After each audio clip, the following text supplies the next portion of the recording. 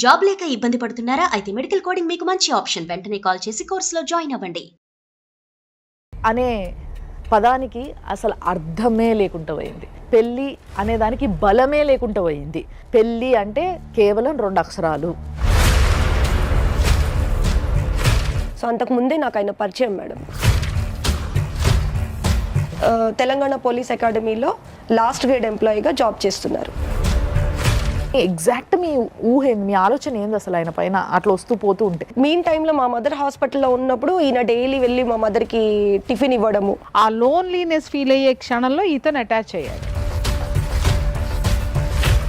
నేను ఇష్టపడుతున్నాను, చేసుకుంటాను, నాకు రూపాయి కట్నం అవసరం లేదు.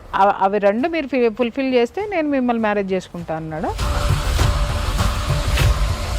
అయినా కూడా వాళ్ళు ఇద్దరు ఉద్యోగాలు చేసుకుంటారు. మళ్ళీ మీ మమ్మీ ఎందుకు సపోర్ట్ చేయాల్సి వచ్చింది? కదా మేడం, కొడుకు. అసలు ఇప్పుడు మీ హస్బెండ్ పాత్ర ఏంటి అసలు దీంట్లో? అసలు హారబుల్ గా ఉండేది మాకు. అంటే మీ ఆయన వాళ్ళతో ఏమన్నా కాంప్రమైజ్ అయ్యిందా? అది చాలా లేట్గా తెలిసింది మేడం. పెళ్లి చేసుకుని అత్తగారింటికి తీసుకెళ్లకుండా నిన్నేంటి వాడుకుని వదిలేయడానికి ఇక్కడ వదిలేయడా అని అడిగింది నన్ను. వీడు ట్రిగ్గర్ వెళ్ళి ఆ అమ్మాయిని కొడుతున్నాడు. ఎవరిని? కోడల్ని. ఆ కోడలు వచ్చి కొడుకుని కొడుతుంది, కొడుకు వచ్చి అమ్మని కొడుతున్నాడు, అమ్మ వచ్చి ఈయన కొడుతుంది. అందుకే మీరు లీగల్ వైఫ్ అయినా మీ హస్బెండ్? ఫస్ట్ వైఫ్ నేనే. ఫస్ట్ వైఫ్ అంటున్నారు. ఇంత జరిగిన తర్వాత ఆయన ఎప్పుడు మీకు డైవర్స్ ఇవ్వడానికి నోటీసులు పంపలేదు? సువన్ టీవీ ప్రేక్షకులకి నమస్తే. 6JVR జమలపురం వారి రత్నాంజలి సమర్పించు లైఫ్ జర్నీకి స్వాగతం. పెళ్ళి అనే పదానికి అసలు అర్థమే లేకుండా పోయింది. పెళ్ళి అనే దానికి బలమే లేకుండా పోయింది. పెళ్ళి అంటే భయం లేకుండా పోయింది. అసలు అంటే భయము, మర్యాద, ప్రేమ, ఆప్యాయత అవి ఏవీ లేవు. పెళ్ళి అంటే కేవలం 2 అక్షరాలు అన్న విషయానికి నేను ఒక కన్క్లూడ్ చేసుకున్నాను అనమాట. ఇన్ని కేసులు చూస్తుంటే నిజంగా చెప్తున్నా, అంత బాధేస్తుంది. ఈరోజు వచ్చిన కేసు కూడా ఇలాంటి కేసే. చాలా వరకు ప్రతిరోజు మేము చూస్తున్న అన్నీ కూడా పెళ్ళితోని సమస్య. అంటే పెళ్లి సమస్య కాదు ఇక్కడ, ఇద్దరి జంట మధ్యలో వస్తున్న సమస్య పెళ్లి తర్వాత. ఇది ఎందుకు జరుగుతుంది, ఎట్లా ఆపాలి, ఏంది అనేదే మా ఆలోచన, మేము చేస్తున్న ప్రయత్నం. మరి ఈరోజు మా దగ్గరికి మా స్టూడియోలో ఆల్రెడీ ఇద్దరు ఉన్నారు. వాళ్ళతోని వాళ్ళ కేసు గురించి మాట్లాడదాం, వాళ్ళ ప్రాబ్లం గురించి మీకు డీటెయిల్గా ఎక్స్ప్లెయిన్ చేస్తాం. బట్ దానికన్నా ముందు మీ అందరికీ తెలుసు కదా, ప్రతి ప్రాబ్లంకి మాతో పాటు తోడుగా నీడగా మాకు 2 గెస్టులు ఉంటారు. అందులో ప్రియామ్మ గారు, ప్రియా చౌదరి గారు ఇటుపక్క, and yes the senior most advocate మన నాగేశ్వరరావు గారు. సార్ నమస్తే. కేసు చెప్పడానికి ఇక్కడ బాధితురాలు ఉన్నారు. అమ్మ నమస్తే. మీ పేరు? స్వర్ణలత. మీరు ఎక్కడి నుంచి వచ్చారు? అల్వల్, హైదరాబాద్. ఓకే, ఇక్కడనే ఉంటారు. మీ సమస్య ఏంది? మా హస్బెండ్ మేడం. సో చెప్పండి మేడం. సో అంతకుముందే నాకు ఆయన పరిచయం మేడం. ఎట్లా అంటే నేను ఫిట్నెస్ వరల్డ్ జిమ్ కార్ఖానాలో జాబ్ చేసేదాన్ని. ఎక్సర్సైజ్ చేయడానికి వచ్చేవారు. మా ఫాదర్ VRS తీసుకుని మనుగురు నుంచి వచ్చారు. సో మా ఫాదర్ జాబ్ వద్దమ్మా ఇంకా ఇంట్లోనే ఉండమంటే నేను జాబ్ మానేశాను. 2009లోనే మానేశాను. మా ఫాదర్ 2010లో ఎక్స్పైర్ అయ్యారు. హెల్త్ కొంచెం డౌన్ అయ్యి ఎక్స్పైర్ అయ్యారు. జూన్లో ఎక్స్పైర్ అయితే మేము ఆగస్ట్లో బ్యాంక్కి వెళ్ళాం. సో ఆ ప్రాసెస్ అంతా కంప్లీట్ చేయాలంటే నేనే మేడం, ఎందుకంటే నేను పెద్ద అమ్మాయిని. నా తర్వాత ఒక బ్రదరు, పేరు రఘు. సో మదర్కి కూడా హౌస్ వైఫ్. మదర్ అంత ఎడ్యుకేటెడ్ కాదు. సో అన్నీ నేనే చూసుకోవాలి కాబట్టి. మీరేం చదువుకున్నారమ్మా? నేను హిందీ గ్రాడ్యుయేట్ మేడం. సో ఆ టైంలో ఆయన కాల్ చేశారు, మా హస్బెండ్ గిరిధర్ నాకు కాల్ చేశారు. కాల్ చేస్తే నేను ఇట్లా బ్యాంక్లో ఉన్నాను సార్, మీకు నా నంబర్ ఎక్కడ దొరికింది అంటే, ఆఫీస్ రిజిస్టర్లో ఉంటుంది కదా మేడం, జస్ట్ క్యాజువల్గా కాల్ చేశాను మీకు. అంటే ఉత్తిగానే ఏం పని లేదు, ఉత్తిగా ఫోన్ చేశారు. టైం మీరు ఆఫీస్కి వెళ్తున్నారా? అప్పుడు ఆఫీస్ మానేశాను మేడం. నేను 2009 ఎన్నాళ్ళు అయింది? ఆల్మోస్ట్ 1 year అయిపోయింది నేను మానేసి. 1 year తర్వాత అతను కాల్ అక్కడ కనిపించట్లేదు ఈవిడ అని చెప్పేసి, సారీ ఇప్పుడు నేను మీకు అటెండ్ అవ్వలేను కాల్, నేను మళ్ళీ మాట్లాడతాను సార్ అని. నేను ఇట్లా బ్యాంక్లో ఉన్నాను, కాల్ డిస్కనెక్ట్ అయింది మేడం. మేము ఫార్మాలిటీస్ చేస్తున్నాం, కొన్ని నాకు తెలియదు. నేను అక్కడ గైడ్ తీసుకుని చేస్తున్నా. With in couple of minutes ఆయన వచ్చేసారు. ఒక 5 to 10 minutes. అడ్రస్ చెప్పారా మీరు? బ్యాంక్ ఎక్కడ? పలానా బ్యాంక్ లో ఉన్నానని చెప్పాను, కానీ ఎక్కడ ఏంటి అని స్పెషల్ గా చెప్పలేదు మేడం నేను ఆయనకి. ఆల్రెడీ ఆయన డిపార్ట్మెంట్ లో ఉన్నారు, ఆయన పేపర్ వర్క్ అంతా ఐడియా ఉండొచ్చు. ఏ డిపార్ట్మెంట్ లో ఉన్నారు? తెలంగాణ పోలీస్ అకాడమీలో లాస్ట్ గ్రేడ్ ఎంప్లాయీగా జాబ్ చేస్తున్నారు. సో ఆయన ఏమన్నారంటే, నేను హెల్ప్ చేస్తాను మేడం. పేరేంటమ్మా? ఎం గిరిధర్. అక్కడ ఆల్మోస్ట్ మాతో 2 hours ఉన్నారు ఆయన. అప్పటికీ మేము చెప్పాం, సార్ మీరు మీరు పర్సనల్ వర్క్ ఉంటే చూసుకోండి, మాకు చాలా టైం పడుతుంది అంటే, లేదు నేను హెల్ప్ చేస్తాను మేడం, మీరు చాలా ప్రాబ్లంలో ఉన్నారు కదా అని చెప్పి చెప్పారా మీరు ప్రాబ్లంలో ఉన్నారు? నేను ఏం చెప్పలేదు మేడం ఆయనకి. అవన్నీ సబ్మిట్ చేసాము, మాతో పాటు ఇంటికి వచ్చారు. ఇంటికి వచ్చి కూడా ఒక్క నిమిషం, మీకు అప్పటి వరకు ఆ మనిషి పరిచయం లేదు అంటే జిమ్కి వస్తారని తెలుసు కానీ మీకు పర్సనల్గా మాట్లాడింది పేరు రిజిస్టర్ చేసుకొని పంపించడం, ముఖ పరిచయం మాత్రమే ఉంది మీకు. అంత తప్పితే ఇంకా వేరే సో ఇంకెప్పుడు ఏ ఇంటరాక్షన్ లేకుండానే ఆయన సడన్ గా అలా వచ్చేసాడా? అలాంటి వ్యక్తిని మీరు ఇంటికి ఎట్లా రానిచ్చిండ్రు? అంటే అక్కడ అంతసేపు గంట సేపు హెల్ప్ చేశాడు కదా. మా ఫాదర్ చనిపోయినప్పుడు కొంచెం అమౌంట్ ఎక్స్పెన్సెస్కి నాది గోల్డ్ బయట పెట్టాం. సో ఆన్ ద వే మేము వచ్చేటప్పుడు ఆ గోల్డ్ రికవర్ చేసుకున్నాం. ఎంతమ్మా దాదాపు గోల్డ్ ఎంత? గోల్డ్ అది ఒక 3 తులాస్ ఉంటుంది మేడం. సో ఆ గోల్డ్ మేము రికవర్ చేసుకుని ఇంటికి వచ్చాం, మాతో పాటు వచ్చారు. ఆ డే ఒక 1/2 hour 1 hour మా మమ్మీతో మాట్లాడారు. సో అయిపోయింది మేడం, వెళ్ళిపోయారు. ఫ్రీక్వెంట్గా రావడం స్టార్ట్ అయింది ఆయన ఇంటికి. ఎగ్జాక్ట్ మీ ఊహ ఏంది, మీ ఆలోచన ఏంది అసలు ఆయన పైన అట్లా వస్తూ పోతూ ఉంటే? ఫాదర్ అనేటటువంటి వ్యక్తి ఇంటి పెద్ద చనిపోయాడు, ఆ ప్లేస్ ఖాళీగా ఉంది. సో వాళ్ళు కొంత లోన్లీనెస్ ఫీల్ అవుతారు. ఆ లోన్లీనెస్ ఫీల్ అయ్యే క్షణంలో ఇతను అటాచ్ అయ్యాడు.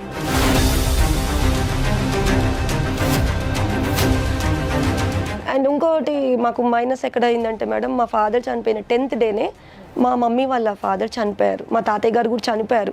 సో మా మదర్ మాకు 24 days 25 days మాకు ఇంట్లో రిచువల్స్కి దానికి మేము బయటకు వెళ్ళడానికి రావడానికి ఏం లేదు. అన్ఎక్స్పెక్టెడ్గా మా ఫాదర్ చనిపోయారు. ఇంకోటి మా తాతయ్య గారు చనిపోయారు. ఇంకోటి మా తాతయ్య గారిని చూడలేదన్న డిప్రెషన్ మా మదర్కి. ఇంకోటి మా మదర్ డయాబెటిక్ పేషెంట్, హెల్త్ పరంగా కూడా చాలా కాంప్లికేషన్స్ ఉన్నాయి మదర్కి. సో ఆ టైంలో మదర్ హెల్త్ డౌన్ అవ్వడం, ఈయన వచ్చి వెళ్తూ ఉండడము. మా తమ్ముడు ఏజీస్ కాల్ సెంటర్లో జాబ్ చేసేవాడు. Use to work in the morning shift అనమాట. తను కొంచెం రెక్లెస్గా ఉండే, ఏ రోజు బాధ్యత తీసుకోలేదు, జస్ట్ జాబ్కి వెళ్ళడం రావడం. సో ఆ బాధ్యతని ఈయనలో చూసారా? అది ఈయన హెల్ప్ చేయడము. మదర్ హాస్పిటల్లో అడ్మిట్ చేశాం మేడం. సో ఒక 3 months హాస్పిటల్లో అడ్మిట్ చేయమన్నారు డాక్టర్ లూథర్ సార్. 3 months ఏంటమ్మా, ఏంటి ఆమెకు అంత పెద్ద ప్రాబ్లం వచ్చింది madam? Right hand shoulder side diagnosis చేస్తే బోన్ టీబీ వచ్చింది. అసలు ఇప్పుడు మీ హస్బెండ్ పాత్ర ఏంటి అసలు దీంట్లో? మీన్ టైంలో మా మదర్ హాస్పిటల్లో ఉన్నప్పుడు ఈయన డైలీ వెళ్ళి మా మదర్కి టిఫిన్ ఇవ్వడము. మీరు చెప్పేవారా ఇచ్చిరమ్మని? లేదు మేడం, మా బ్రదర్కి చెప్పేదాన్ని. మా బ్రదర్కి కుదరకపోతే, మీ బ్రదర్ వెళ్ళట్లేదు కదా నేను హెల్ప్ చేస్తాను, నేను ఆన్ ద వే వెళ్ళే రూటే ఆఫీస్ నుంచి అని ఆయన హెల్ప్ చేశారు. ఈ గ్యాప్ లో మీతో రెగ్యులర్ గా ఫోన్ లో టచ్ లో ఉంటున్నాడు ఆయన. మా హాస్పిటల్కి వెళ్ళి ఆయన వెళ్ళిపోయేవారు. రిపోర్ట్ ఇచ్చేవాడా? మా మదర్ కాల్ చేసేది మేడం, తమ్ముడు పంపించలేదంటమ్మా, అబ్బాయి వచ్చాడు అంటే, మరి తమ్ముడికి కుదరలేదమ్మా వెళ్ళిపోయాడు, మరి ఆయన వచ్చి ఇస్తున్నాడు. మరి డైలీ ఒక్కొక్కసారి నాకు చెప్పకుండానే వెళ్ళి మా మదర్కి ఇచ్చిన సందర్భాలు ఉన్నాయి మేడం హాస్పిటల్కి. సో ఆయన డ్యూరేషన్ అట్లా అయిన తర్వాత మా మదర్ ఇంటికి వచ్చారు డిశ్చార్జ్ అయ్యి. సో నన్ను అడిగారు, మా హస్బెండ్ నన్ను అడిగారు, ప్రపోజ్ చేశారు ఆయన మ్యారేజ్కి. నేను 3.5-4 months అడిగితే నేను చేసుకోనని చెప్పాను మేడం. నాకు అట్లాంటి ఉద్దేశం లేదు మ్యారేజ్కి, నేను ఇంట్లో పెద్ద అమ్మాయిని, నాకు చాలా రెస్పాన్సిబిలిటీస్ ఉన్నాయి, ఇప్పుడు నేను మ్యారేజ్ చేసుకున్నానంటే నాకు ఆ సార్ట్ అవుట్ హెల్ప్ నేను మా ఫ్యామిలీకి చేయలేను. చెప్తే లేదు, what all help you need from me I help out, నేను ఇష్టపడుతున్నాను, చేసుకుంటాను, నాకు రూపాయి కట్నం అవసరం లేదు, కాకపోతే మా సిస్టర్కి మ్యారేజ్ చేయాలి, మా బ్రదర్కి లైఫ్ సెటిల్ చేయాలి. అవి రెండు మీరు ఫుల్ఫిల్ చేస్తే నేను మిమ్మల్ని మ్యారేజ్ చేసుకుంటా అన్నాడా? వాళ్ళ ఫాదర్ ఎక్స్పైర్ అయ్యారు. Is also a government employee, same అప్పాలోనే జాబ్ చేశారు. సో వాళ్ళ ఫాదర్కి వచ్చిన జాబు ఈయనకి జాబ్ ఇవ్వడానికి వాళ్ళ మదర్ పెట్టిన కండిషన్ ఏంటంటే, ఇల్లు ఉన్న స్థలంలో ఇల్లు కట్టాలి. ఎల్లారెడ్డిగూడలో వాళ్ళ 4 fathers స్థలం ఉంది. ఈ కండిషన్ మీద వాళ్ళ మదర్కి వస్తున్న జాబ్ వాళ్ళ అబ్బాయికి ఇచ్చారు, మా హస్బెండ్కి ఇచ్చారు. సో ఈయన ఏమన్నారంటే, ఫైనాన్షియల్గా ఫ్యూచర్లో ఏ సపోర్ట్ కావాలన్నా నువ్వు నాకు నిలబడితే నేను చేసుకుంటా, నీ సైడ్ కూడా సపోర్ట్ కావాలి అంటున్నావు కాబట్టి నేను చేస్తా అన్నారు. నేను ఒప్పుకోలేదు మ్యారేజ్. నేను మనిషిని వస్తా, నువ్వురా, నీ వెనక ఉన్నాయన్నీ తే, ఇదే సింపుల్గా మీ ఆయన చెప్పింది. నీకు అర్థం కాలేదా? నాకు తెలియదండి, మ్యారేజ్ అయితే నేను చేసుకోవడం ఇష్టం లేదంటే మా మదర్ని అడిగారు. మా మదర్ ఒక 2-3 months టైం కావాలన్నారు మేడం. ఆ టైం తీసుకున్న తర్వాత మా మదర్ ఓకే చెప్పారు. మా మదర్ ఎట్లా అన్నారంటే, మీ వాళ్ళని పిలవండి, మాకు ఒకడే మేనమామ, మా తమ్ముడిని పిలుస్తాను, నేను పిలిచి మాట్లాడదాము, మీ వాళ్ళని పిలవండి అంటే, ఇప్పట్లో మా వాళ్ళని పిలవడానికి కుదరదమ్మా, ఫస్ట్ మా చెల్లెలు పెళ్ళి అవ్వాలి, చెల్లెలు పెళ్ళి అయితే కానీ నేను మీ అమ్మాయి ఇలా ఉంది అని చెప్పలేను అంటే, మరి నువ్వు అలా చెప్పలేనప్పుడు మరి మా అమ్మాయిని ఎట్లా ఇష్టపడ్డావు, ఎట్లా పెళ్లి చేసుకుంటా అన్నావు? ఈయన ఏం చేశారు అంటే, నాతో కమ్యూనికేషన్, నువ్వు మీ మదర్ని ఒప్పించు, మీ మదర్ ఖచ్చితంగా మా ఇంట్లో చెప్పాలి అంటున్నారు, ఇప్పుడు నాకు చెప్పడానికి కుదరదు నాకు అంటే, సారీ నేను అట్లా చెప్పలేను, ఏదున్నా ఇప్పుడు మా ఫాదర్ లేరు, మా ఫాదర్ లేని తర్వాత మా మదరు. మీరు ఎక్కడ కన్విన్స్ అయ్యారు?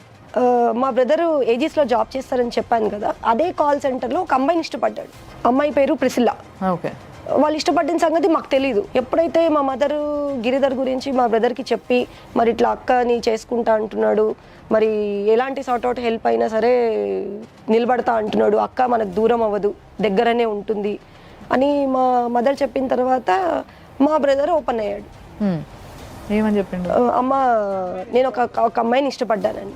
మా మదర్ ఏమన్నారు, ఫస్ట్ అక్కకు పెళ్లి కాకముందు నీకు పెళ్లి చేస్తాను, నీకు పెళ్లి చేస్తే అక్క ఒక ఇంటిని ఇంటికి ఒక ఆడపిల్ల వస్తుంది, మామయ్య ఉన్నాడు కదా అంటే, నువ్వు చేసుకుంటే బాగుంటుందన్న, ఒక ఇంటి ఆడపిల్లకు పంపించే వాళ్ళం, నీకు చేస్తాము అంటే, లేదమ్మా నేను ఒక అమ్మాయిని ఇష్టపడ్డాను అన్నాడు.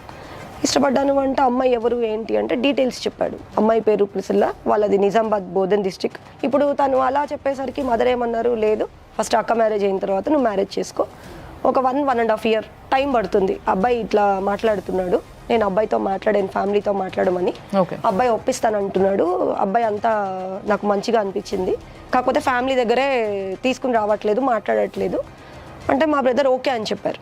వాళ్ళు వెయిట్ చేస్తా అన్నారు, 1.5 year అక్క మ్యారేజ్ అయ్యాక నేను వెయిట్ చేస్తానమ్మా అన్నాడు.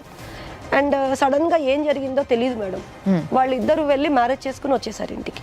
మీ తమ్ముడు మీ మరదలు వచ్చేసారు, డైరెక్ట్ మా ఇంటికి వచ్చారు, ఇక మ్యారేజ్ చేసుకున్నారంటే ఇంకేం చేయలేము కదా మేడం. మా మదర్ యాక్సెప్ట్ చేశారు. అండ్ తను కూడా 3 days ఉంది మాతోని.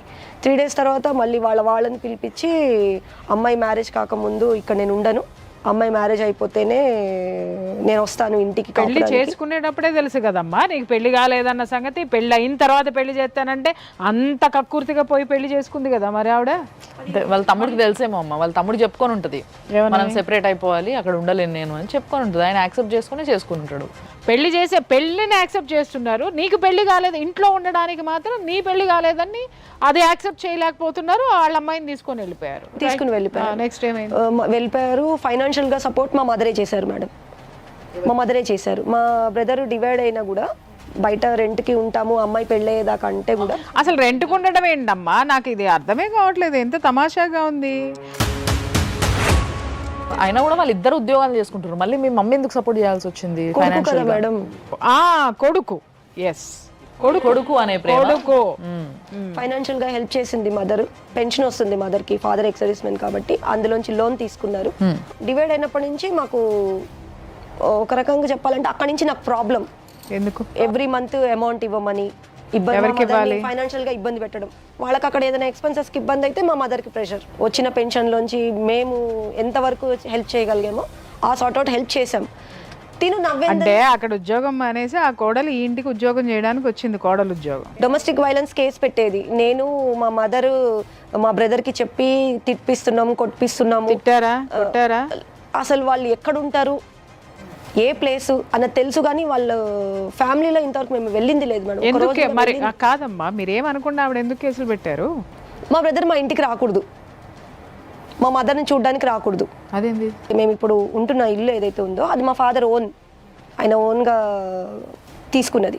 సో మా ఫాదర్ ఎక్స్పైర్ అయ్యారు కాబట్టి ఇప్పుడు మేము లీగల్ హెడ్స్. సో ఇప్పుడు మా బ్రదర్ బయట ఉంటున్నాడు, అదొక రీజన్ చెప్పి బయటికి వెళ్ళారు నా మ్యారేజ్.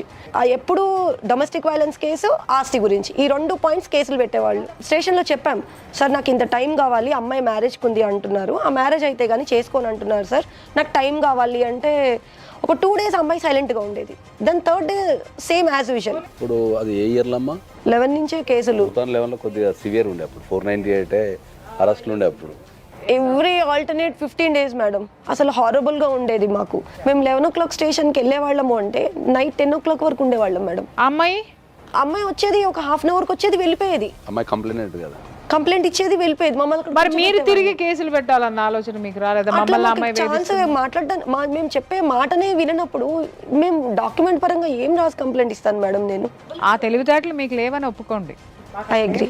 ఆయన సలహా ఇవ్వాలిగా, పోలీస్ డిపార్ట్మెంట్ అంటున్నావు. ఆయన కూడా ఎప్పుడు ఎందుకు ఈ కొట్లాట్లు, గొడవలు, మీరు ఆ ఇల్లు మీ తమ్ముడికి రాసి ఇచ్చేసేయండి, ప్రాపర్టీ తమ్ముడికి రాసి ఇచ్చేసేయండి, రూమ్ రెంట్ తీసుకుని ఉండండి నువ్వు మమ్మీ, మా ఇంట్లో ఒప్పుకున్నా. మీ ఆయన వాళ్ళతో ఏమన్నా కాంప్రమైజ్ అయ్యిందా? అది చాలా లేట్గా తెలిసింది మేడం.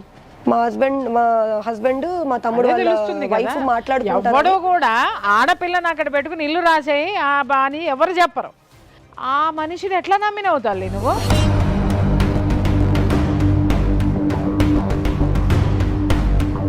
అమ్మాయికి అప్పుడు అంత మెచ్యూరిటీ లేదు, ప్లస్ ఒక సైడ్ నుంచి చూస్తేనేమో బ్రదర్ నుంచి ప్రాబ్లం ఉంది.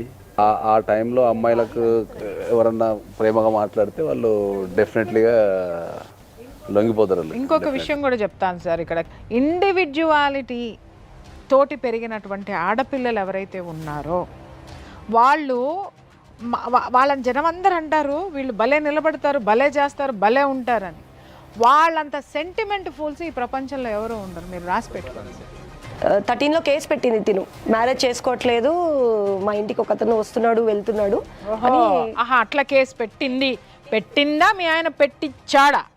అది తెలీదు మేడం. పెళ్లి చేసుకోకుండా ఎవడో వచ్చిపోతున్నాడు, పెళ్లి చేసుకోకుండా. నువ్వు పెళ్లి చేసుకోకుండా ఉంది అతన్ని, కాబట్టి వాడేం చేశాడు, ఈ అమ్మాయిని కదలాలి కెలకాలి అని అంటే అక్కడ ఇల్లీగల్ రిలేషన్ అనేటటువంటి పాయింట్ని చట్టం దృష్టికి తీసుకెళ్లాడు. ఎస్ఐ గారు అన్నారు, రవికుమార్ గారు అప్పుడు చార్జ్ సార్ ఏమన్నారంటే, ఎందుకమ్మా ఆడపిల్లవి ఇక్కడ దాకా తీసుకొచ్చుకుంటావు, అబ్బాయి మ్యారేజ్ చేసుకుంటా అంటున్నాడు కదా, బెటర్ మ్యారేజ్ చేసుకోండి మీరు, ఇంట్లో వాళ్ళని ఒప్పించండి అంటే నేను అన్నాను.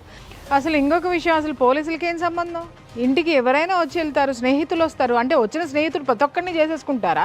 సో అది కేసు పుట్టప్ చేశారు మేడం. చేసిన తర్వాత మేము సీరియస్గా చెప్పాను మేడం, నేను మా మదర్ ఇట్లా మ్యారేజ్ చేసుకోకుండా ఇట్లా ఇబ్బంది పెట్టిన ఇన్ని ఇయర్స్ వెయిట్ చేశాము, మీ అమ్మాయి ఇంట్లో మ్యారేజ్ కాలేదు అంటే మా అమ్మాయి పోలీస్ స్టేషన్ వరకు వచ్చింది, నువ్వు మ్యారేజ్ చేసుకుంటావా చేసుకోవా, చేసుకుంటానంటే చేసుకో, లేదు అంటే మా పాపను వదిలేసి. అన్ని వైపుల నుంచి ప్రెజర్ తీసుకొని వచ్చి మీ ఆయన్ని మీరు పెళ్లి చేసుకునేటట్టు చేశారు. 2010లో మీరు ఏదైతే ఇల్లు కన్స్ట్రక్షన్ చేయడానికి మీరు అమౌంట్ అడిగారో 14 lakhs ఏదైతే అమౌంట్ అడిగారో మేము అది క్యాష్ పరంగా మీకు ఇచ్చాం. సో ఇక్కడ పోలీస్ స్టేషన్లోనే డబ్బు ఇచ్చారా? ఇచ్చాం మేడం. 2014లో పెళ్లికి ముందు అసలు మీరు చేసుకునే ఉద్దేశం లేనప్పుడు ఎట్లా ఇచ్చారు? ఇల్లు కట్టుకుంటున్నాము, యాజ్ అ లోన్ గా కావాలి అంటే ఇచ్చాం. లోన్ గా రాసుకున్నారా, ఏమైనా పేపర్ రాసుకున్నది ఉందా? అట్లాంటిది పోనీ అకౌంట్ ట్రాన్స్ఫర్ ఏమని చేసిండ్రా? క్యాష్ విత్డ్రా చేసి క్యాష్ ఇచ్చాం. కొంచెం అన్న ఆలోచన ఉండద్దా? తర్వాత ఏమైంది చెప్పండి. ఒక పని చేయి బాబు, నేను లాయర్తో మాట్లాడి బాండ్ పేపర్ రాయిస్తాను, నువ్వు ఏదైతే అమౌంట్ తీసుకున్నావో ఇల్లు కట్టడానికి లోన్ అడిగి తీసుకున్నావు, ఆ అమౌంట్ మాకు బాండ్ రాసి నువ్వు ఎలా ఇస్తావో అమౌంట్, లోన్ పెట్టుకుని ఇస్తావో లేకపోతే బయట నుంచి బారో చేసుకుంటావో అమౌంట్ మాకు సెటిల్మెంట్ చేసేసాయి. టైం తీసుకుని రాసి ఇచ్చి అమౌంట్ ఇచ్చేసాయి. పెళ్లి చేసుకుంటే పెద్దవాళ్ళని తీసుకురా, లేదంటే అమౌంట్ ఇచ్చేసాయి రాసుకుని. మీ మదర్ క్లారిటీ తోటే ఉన్నారు, రైట్? 2014లో ఆయన డేట్ ఫిక్స్ చేసుకున్నారు మ్యారేజ్ చేసుకుంటాను అని.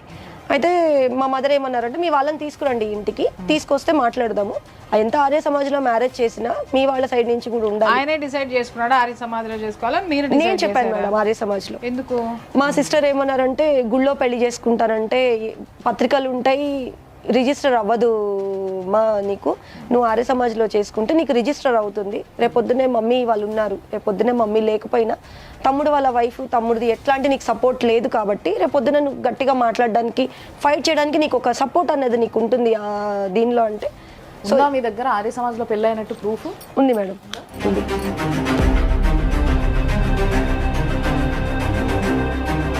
మేము మ్యారేజ్కి మార్నింగ్ 11 o'clock టైం ఇచ్చారు మేడం. మేము మార్నింగ్ 10:30 కల్లా వెళ్ళిపోయాము. మా మదర్, నా సైడ్ నుంచి మా మదర్, మా మామయ్య, మా అత్తయ్య, మా ముగ్గురు ఉన్నారు. అంటే మా బ్రదర్ని వాళ్ళ వైఫ్కి చెప్పలేదు, అక్కడికి వచ్చి గొడవ చేస్తారని చెప్పలేదు మేము. కానీ వాళ్ళ అడ్రస్ తెలుసుకుని వచ్చారు తర్వాత. వాళ్ళ సైడ్ నుంచి వాళ్ళ ఫ్యామిలీ ఎవరు రాలేదు మేడం. రాకపోతే నేను మ్యారేజ్ అక్కడికి స్టాప్ చేద్దామని చెప్పాను. కాదమ్మా, ఇప్పుడు పెళ్లికి తీసుకొస్తానని ఏమన్నా చెప్పాడా? తీసుకొస్తా అన్నాడు.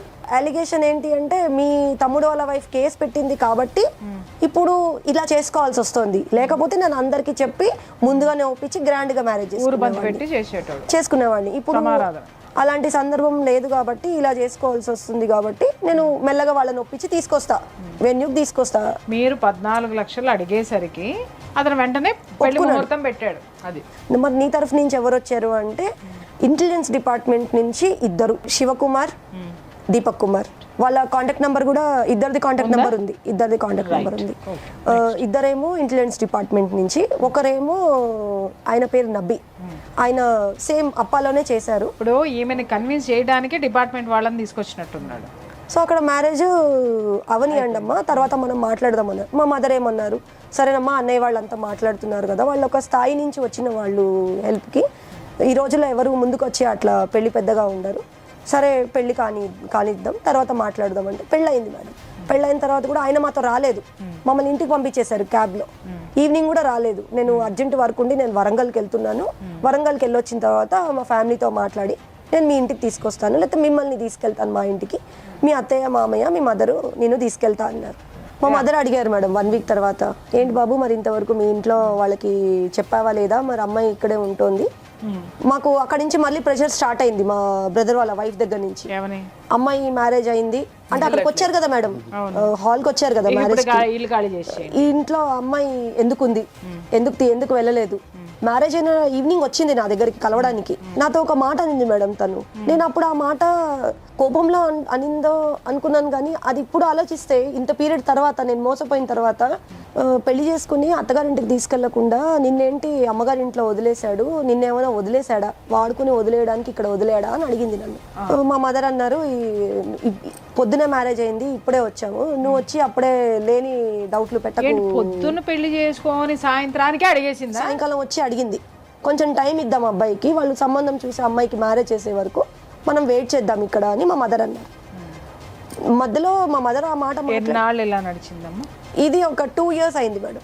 2 సంవత్సరాలు మీరు అసలు మీ అత్తగారి మొహం చూడలేదు. వీడు ట్రిగ్గర్ వెళ్ళి ఆ అమ్మాయిని కొడుతున్నాడు, ఎవరిని, కోడల్ని. సార్ మీరు చూసారా, ఆ కోడలు వచ్చి కొడుకుని కొడుతుంది, కొడుకు వచ్చి అమ్మని కొడుతున్నాడు, అమ్మ వచ్చి ఈయన కొడుతుంది. వన్ ఫైన్ డే మా మదర్ ఏం చెప్పారు అంటే 2016లో మా మదర్కి ఫస్ట్ టైం లెగ్ ఫ్రాక్చర్ అయింది. అంత మెడికల్గా సఫర్ అవుతూ కూడా లెగ్ ఫ్రాక్చర్ అయింది. 6 months she was bed return madam. మొత్తం నేనే చూసుకున్నా మా మదర్కి. మా బ్రదర్ ఏమన్నారంటే తీసుకెళ్లి ఓల్డ్ ఏజ్ హోమ్లో వదిలేసాక. సినిమాలో చూపించే హీరోయిన్ కష్టాలన్నీ మొత్తం మీ ఇంట్లోనే జరిగినాయి. చేసేది నేను, చూసేది నేను, నాకేం ఇబ్బంది వాళ్ళకేంటి. నేను ఒప్పుకోలేదు మేడం. నీకు ఆస్తిలో వాటా కావాలి అంటే మీరు అప్రోచ్ అవ్వండి, కోర్టుకు వెళ్ళండి. నేను అనేసాను మేడం, మీరు కోర్టుకు వెళ్ళి అప్రోచ్ అవ్వండి, అక్కడ ఎలాంటి గైడ్ లైన్స్ ఇస్తారో జడ్జిమెంట్, దాన్ని బట్టి మమ్మీ డెసిషన్ తీసుకుంటారు. మరి నీకు కూడా ఆస్తిలో వాటా వస్తుంది కదా, మరి నువ్వు ఎట్లాంటి అలిగేషన్స్ పెట్టకుండా ఉంటావా అని అడిగారు. నేను అన్నాను, నాకు అట్లాంటి దీనిలో నాకు ఎట్లాంటి ఇది నాకు అవసరం లేదు. ఎప్పుడైతే నా మ్యారేజ్కి డాడీ అనుకున్న అమౌంట్ ఏదైతే మమ్మీకి చెప్పారో ఆ అమౌంట్ ఆల్రెడీ మా అమ్మ నాకు ఇచ్చింది.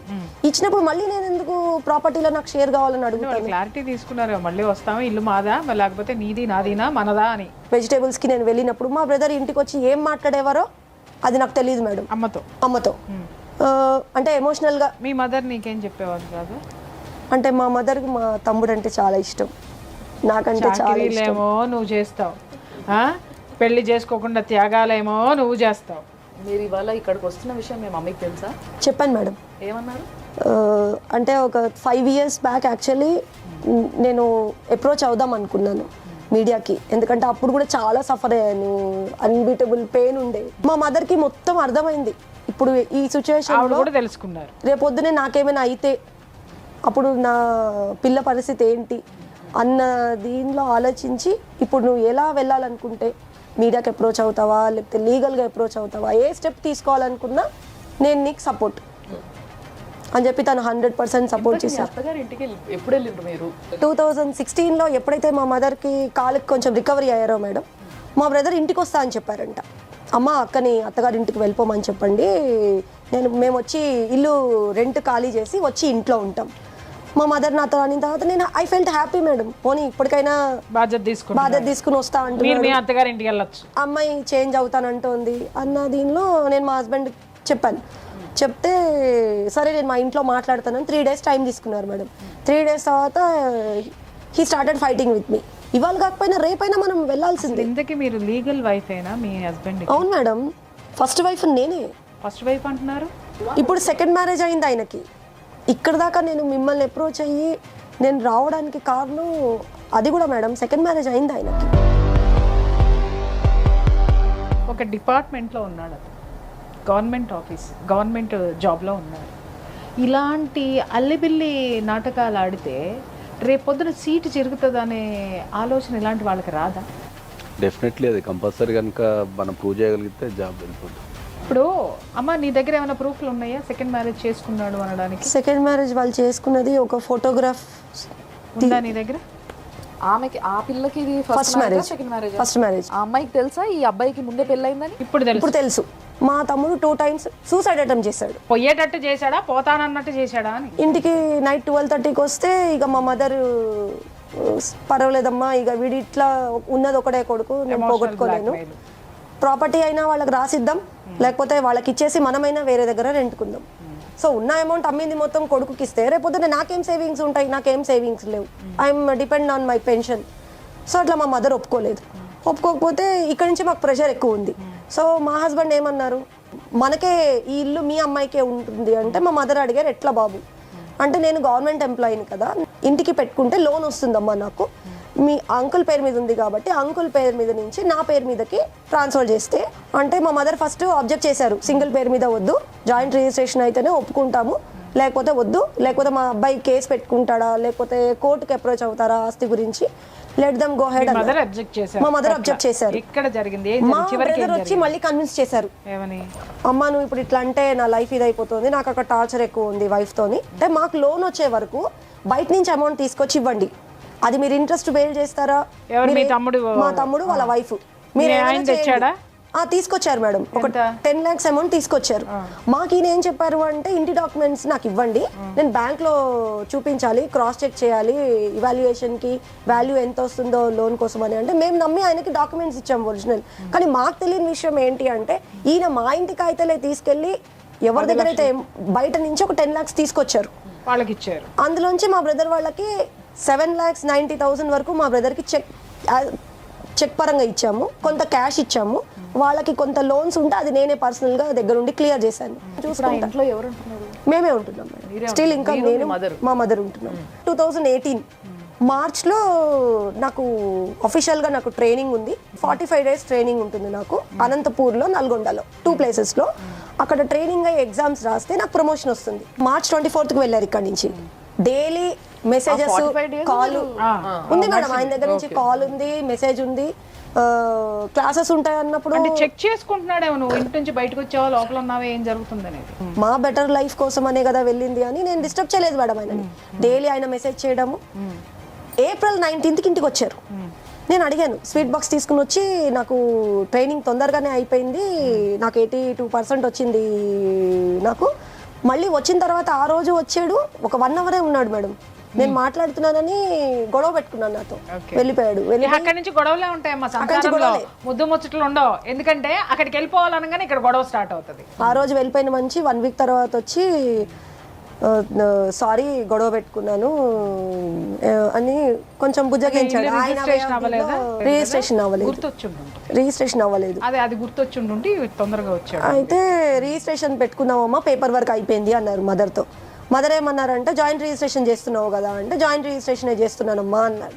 రిజిస్ట్రేషన్కి వెళ్ళాము, అక్కడ డాక్యుమెంట్స్ చేశారు. సో వల్లభ్ నగర్లో ఆఫీసు. సో మెయిన్ రిజిస్ట్రేషన్ ఆఫీస్కి ఎదురుగుండా ఒకటి చిన్న షట్టర్ ఉంది. సో అందులో మాకు కొన్ని పేపర్స్లో సైన్ చేయమన్నారు. సో నేను అన్నాను, ఇక్కడ రిజిస్ట్రేషన్ అయితే ఇక్కడ ఎందుకు సైన్ చేయాలి, ఇక్కడే సైన్ చేయాలి. అక్కడ కూడా నేను ప్రతి పాయింట్లో నేను క్వశ్చన్ చేశాను మేడం, ఆయన క్వశ్చన్ చేయలేదని లేదు. మా మదర్ సైన్ చేశారు మేడం, నన్ను చూడలేదు. మా మదర్ ఆబ్జెక్ట్ చేశారు, నన్ను పంపించేశారు బయటికి. చూపిలేదు ఏవైతే మేము పెట్టామో డాక్యుమెంట్ సిగ్నేచర్, నన్ను చదవనీయలేదు. ఆ సిగ్నేచర్ అయిన తర్వాత నా సిగ్నేచర్ చేయమన్నప్పుడు నేను డాక్యుమెంట్ చదువుతున్నాను madam. In the mean while మా హస్బెండ్ హాఫ్ హ్యాండ్ పెట్టేసి, మీ మదర్ అంత నమ్మకంతో సైన్ చేసేసింది, నీకేం వచ్చింది ఇప్పుడు సైన్ చేయడానికి, ఇప్పుడు నువ్వు స్టార్ట్ చేస్తున్నావా, మొన్నటి వరకు మీ తమ్ముడు వాళ్ళ వైఫ్, ఇప్పుడు నువ్వు స్టార్ట్ చేస్తున్నావు. సిగ్నేచర్ పెట్టాను.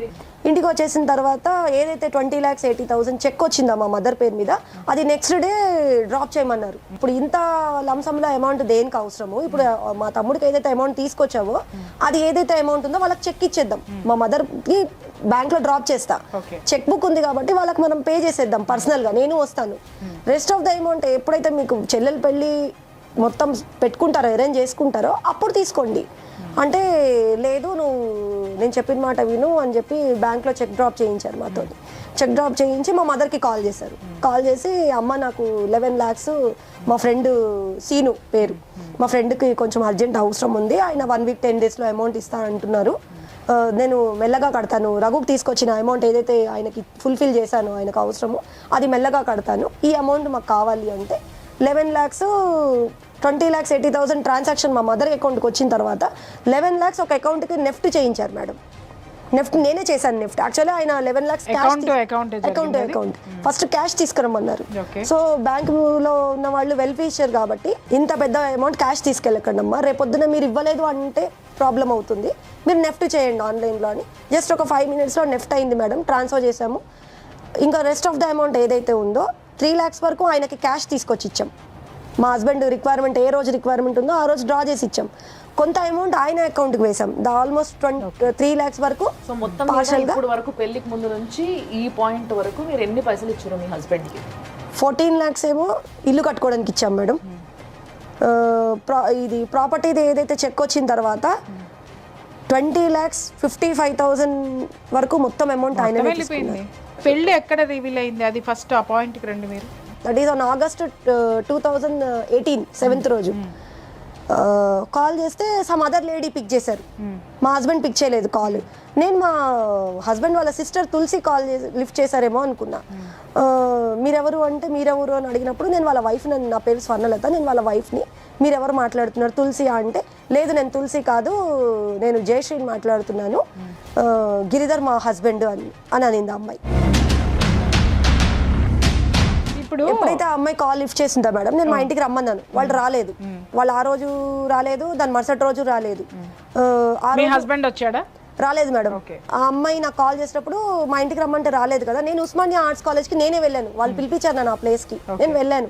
వెళ్ళి మా మ్యారేజ్ అయిన ఫొటోస్, మ్యారేజ్ అయిన సర్టిఫికేట్ చూపిస్తే వాళ్ళు అక్కడి నుంచి ఆ అమ్మాయి వెళ్ళిపోయింది, వాళ్ళ మదర్కి కాల్ చేసి ఆ అమ్మాయి వెళ్ళిపోయింది. ఆ టైంలో మా హస్బెండ్ వాళ్ళ సిస్టర్ని పిలిపించారు సపోర్ట్కి, వాళ్ళు తీసుకొచ్చుకున్నారు. ఆ అమ్మాయి నన్ను చూసింది, మాట్లాడింది, మా ఫొటోస్ మావి ఇవన్నీ చూశారు.